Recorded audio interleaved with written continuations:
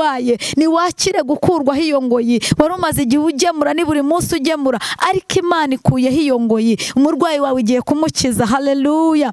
Reka nkubwire ngo igihe umaranye igihe kirekire ubwo burwayi budakira, bwananiye abaganga, abapfumu waragerageje, mafaranga, imiti ishoboka, ariko iyi saha y'ubutabazi reka nkubwire ngo icyo kigoyi kiracitse. Haleluya.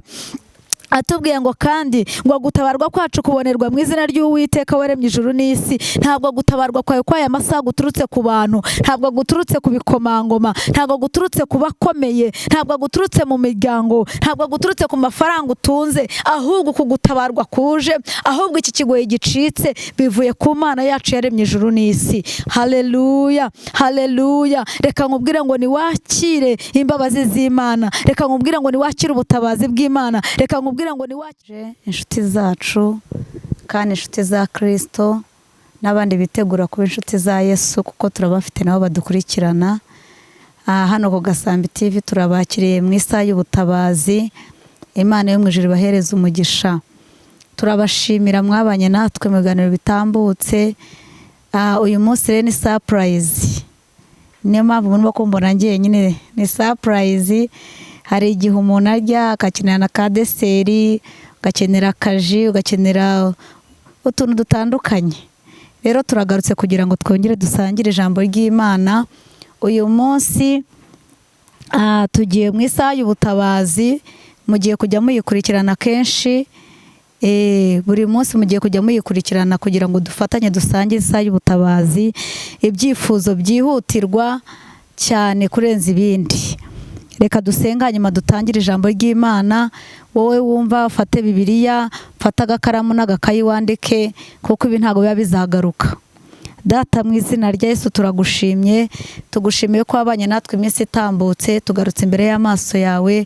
Ntuzubane natwe, tugiye kumva ijambo ryawe, udushyigikire, ari nge ari n'abagiye kuntega amatwi.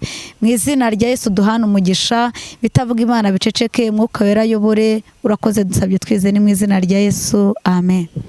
Ndabashoje mu izina rya Yesu. Reka twihute, ndabizi iyo umuntu amaze gufata isahani, amaze no gufata ikanya, aba yiteguye kurya. Dusome ijambo ry'Imana mu isaha y'ubutabazi dusanga muri Zaburi 124, ririmo riramfasha. Umutwe w'amagambo reka tuvuge ngo ni indirimbo ya Dawidi y'amazamuka, ariko yari arimo asenga. Aravuga ngo iyaba Uwiteka atari we wari uri mu ruhande rwacu, aba ariko Abisirayeli bavuga none.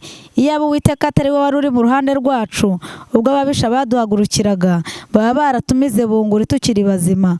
Ubwo umujinya wabo wacanwaga kuri twe, amazi aba yaraturengeye rwose, isuri iba yaratembye ku bugingo bwacu, amazi yihindurije aba yaratembye ku bugingo bwacu. 6 niho haneze aravuga ngo Uwiteka himbazwe, utadutanze kuba umuhigo w'amenyo yabo, ngo ubugingo bwacu bukize nk'uko inyoni iva mu kigoyi cy'abagoyi. Ikigoyi kiracitse natwe tuvamo turakira. Gutabarwa kwacu kubonerwa muri izina ry'Uwiteka waremye ijuru n'isi. Twakira neza ijambo ry'Imana. Haleluya. Nshuti z'umusaraba, ntabwo nzi ubuzima uhagazemo muri iyi minsi, ntabwo nzi ibiguhanda muri iyi minsi, ariko umwanditsi wa Bibiliya wo muri Zaburi Dawidi atubwira amagambo meza, aravuga ngo iyaba Uwiteka atari wari uri mu ruhande rwacu. Uwiteka yabaye mu ruhande rwawe nubwo bikomeye, niyo mpamvu tugiye ku isaha y'ubutabazi turi buvugeho. Ariko nari nkubwiye ngo Uwiteka ahimbazwe, Uwiteka ahimbazwe utaragutanze kuba umuhigo w'amenyo yabo, Uwiteka ahimbazwe utaremeye kupfa, yagira ngo wumve yuko ubutabazi bwawe bugiye kuza muri iri jambo. Uwiteka rero ahimbazwe ko yakwimanye, Uwiteka ahimbazwe ko yagusigaje, Uwiteka ahimbazwe ko yimanye ingingo zawe, Uwiteka ahimbazwe ko ugifite Umwuka Wera, Uwiteka ahimbazwe ko ugishaka kumva ijambo ry'Imana. Haleluya. Ijambo ry'Imana rero riratubwiye ngo ubugingo bwacu bukize nk'uko inyoni iva mu kigoyi cy'abagoyi, ngo ikigoyi kiracitse natwe tuvamo turakira. Reka ngutangarize muri aya masaha, mu isaha y'ubutabazi, mu izina rya Yesu. Ijambo ry'Imana riratubwiye ngo ikigoyi kiracitse. Narije kukubwira ngo hari ikigoyi gicitse, wamushamere narije kuvuga ngo hari ikigoyi kiracitse. Ubwo burwayi umaranye igihe kirekire, narije kukubwira ngo ikigoyi kiracitse. Haleluya, haleluya. Reka mbabwire mwakire, ikigoyi kigiye gucika. gucika. Ntabwo nzi ahantu umaze iminsi ubohewe, sinzi imigozi imaze iminsi ikuboshye, ariko reka nkutangarize aya masaha, reka nkutangarize muri iyi saha. Haleluya, haleluya. Ikigoyi kigiye gucika. Wa muntu wari ufite ubushomeri, ikigoyi kigiye gucika. We wari umaze igihe urwaye, ikigoyi kigiye gucika. We wari ufite karande, ikigoyi kigiye gucika. Wowe umaze igihe kirekire urira. Haleluya. Reka nkubwire ngo muri iyi saha y'ubutabazi ikigoyi kigiye gucika rwose. Oya ntuhumure, oya wishidikanya, oya wigira ubwoba, oya witentebuka. Ikigoyi kigiye gucika.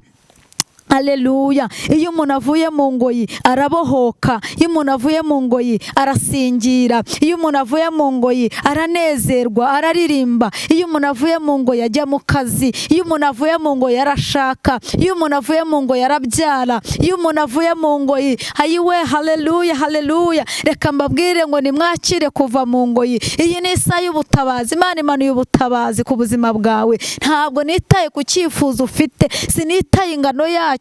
Icyo nitayeho ni uko imbaraga z'Imana ziruta ibyo byose, kandi uyu mwanya ari isaha y'ubutabazi. Kubera ko ari isaha y'ubutabazi rero niwakire gukurwa mu kigoyi, niwakire gukurwa mu kigoyi. Wowe umaze igihe kirekire ufite umuntu urwaye, niwakire gukurwaho iyo ngoyi. Wari umaze igihe ugemura, ni buri munsi ugemura, ariko Imana ikuyeho iyo ngoyi. Umurwayi wawe igiye kumukiza. Haleluya. Reka nkubwire ngo igihe umaranye igihe kirekire ubwo burwayi budakira, bwananiye abaganga, abapfumu waragerageje, mafaranga, imiti ishoboka, ariko iyi saha y'ubutabazi reka nkubwire ngo icyo kigoyi kiracitse. Haleluya.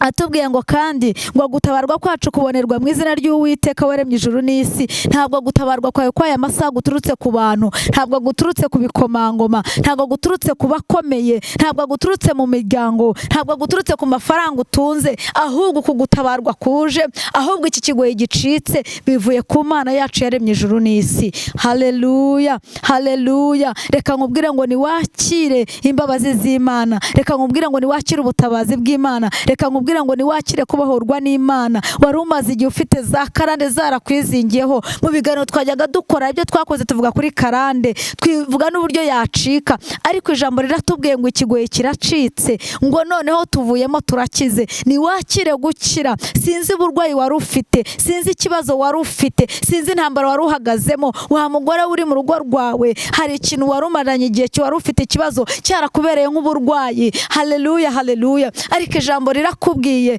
ngo ikigoyi kiracitse. Ntabwo uzongera kubona ayo mahane mu rugo, ntabwo abana bazongera kunywa inzoga, ntabwo bazongera kuba ibirara. Hari ikigoyi gicitse. Haleluya. Hari ikigoyi gicitse. Wowe wari ufite intambara zikomeye haba mu itorero, ariko Imana ivuganye nawe irakubwiye ngo hari ikigoyi gicitse. Haleluya. Ngo kandi n'ukuri kugutabarwa kugiye kuboneka, ngo nta handi kugiye guturuka, kuvuye ku Mana yacu yo mu ijuru yaremye isi n'ijuru, yaremye ibihumeka, yaremye ibikururuka, ibimera ni ibyayo, yewe nawe uruwe. Haleluya. Reka dushime Imana yacu. Mwihangane. Dushime Imana yacu kubera yuko hari ikigoyi gicitse. Haleluya. Ku babyeyi kiracitse, ku bakobwa kiracitse, ku bapapa kiracitse, ku basore kiracitse, ku bana bacu kiracitse, ku itorero kiracitse. Haleluya. Mujye mwihangana ubona ko kaba kajemo. Babiri twambaye ni kumeze, ariko reka nkubwire ngo hari ubutabazi bw'Imana buje ku buzima bwawe. Hari gukora kw'Imana kuje ku buzima bwawe. Hari ubutabazi Imana imanuye. Haleluya. Wa mubyeyi wari umaze igihe uvuga ngo si igihe nasengeye, narasenze ndiyiriza nzamuka imisozi, none wari uvuze uti none naho nsengera bibaye ngombwa ko insengero zimwe bazifunga. Ariko reka nkutangarize muri iki gihe n'icyo Imana igiye gukoreramo. Haleluya. Mu gihe kidashoboka, abantu babona ko bidashoboka, Imana igiye gutungura abantu, Imana igiye kumanura ubutabazi, Imana igiye kurengera abantu. Reka nkubwire ngo reka kurira, reka kwiheba, reka amaganya, reka agahinda, reka kwicira iteka, reka kumva ko Imana ibyawe yabinaniwe, reka kumva ko ufite umubabaro n'agahinda. Wongere ugire ibyiringiro, wongere ugire kwizera.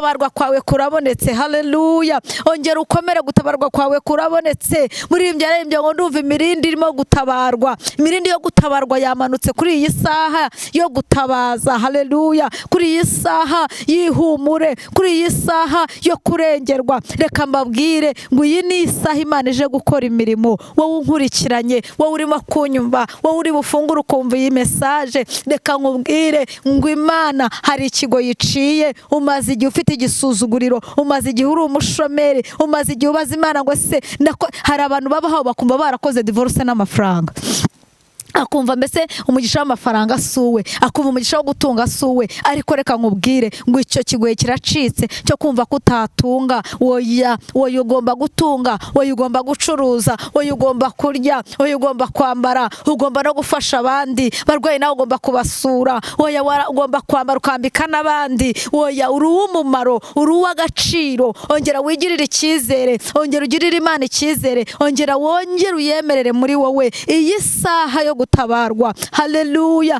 Reka mbabwire, niba bajya bavuga ngo hari umuntu urembeye ahantu runaka bakohereza ambirasi, niko iri jambo rimanutse rije kubohora benshi. Wabyemera n'utabyemera, ariko rije gukora imirimo. Haleluya. Rimanutse nka ambirasi. Hari abantu maze igihe murembye mu buryo bw'umwuka, mwaratakaje ibyiringiro, mwaracitse intege, ariko ndakubwiye ngo iyi saha ni isaha yo gutabarwa n'Imana. Ni isaha Imana imanukiye kurengera abantu bayo. Wowe uri mu Rwanda, Imana ije kukurengera. Wowe uri ku yindi migabane, Amerika, Aziya, haleluya, i Burayi, mwumve ko Imana imanutse ku bwawe, kandi ishaka wowe wenyine, ntabwo ishaka benshi. Itabaye wowe, nta wundi itabaye. Wowe dufite Imana isumba ibintu byose. Imana yacu ni ngari. Wikwizera akantu gato. Haleluya. Wisaba igitenge, oya, wisaba bombo, oya, wisaba umunyu, wisaba isabune, saba ibifatika, kuko Imana yacu irafatika.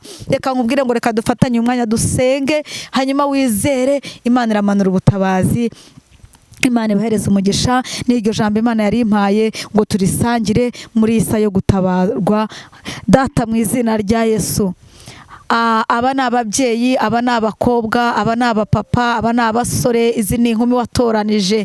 Iyi ni isaha nziza rero, isaha yo gutabarwa. Vuganye natwe ngo hari ngo yuciye. Unyemerere uyu muntu ugize kwizera iki kibazo yari afite, mu izina rya Yesu umanura ubutabazi bwihuse. Reka Mwami wera wa Isiraheli, ibyo bita emergency ari byo bikora kuri uyu muntu byihutirwa. Ibyo yabonaga bitazashoboka, ibyo yarageze yiheba, harageze afite agahinda nimba n'umubabaro, unyemerere iki kintu ari cyo ukora. Bazongere Mwami guhura, yaba ejo bundi, bashima izina ryawe ko wamara ubutabazi bwihuse. Urakoze mukunzi mwiza, kumanukiye kurengera abantu bawe. Urakoze kumanukiye kubatabara. Urakoze kumanukiye kubanezeza. Bari bihebye Mwami, wongeye kubaha indi mitima misha. Bari bacitse intege, ubongereye imbaraga. Abari barwaye urabakijije, abashomeri ubahaye akazi, batabyara ubahaye urubyaro. Nuhimbazwe uri Umwami w'abami. Ushimwe utuze muri promosiyo utanze. Nuhimbazwe mukunzi mwiza, abuhaye uburyo uciriye inzira. Turabigushimiye. Urakoze ko wabanye natwe Mwami wacu, kandi ukabusozanyijwe natwe. Izina ryawe nirihimbazwe. Amen. Imana ibahereze umugisha. Tuzongere guhura nanone dushima izina ry'Imana, kandi muzihangane mushime, kuko nibyo byo kurya by'Imana. Shalom shalom, ndabakunda. Amina.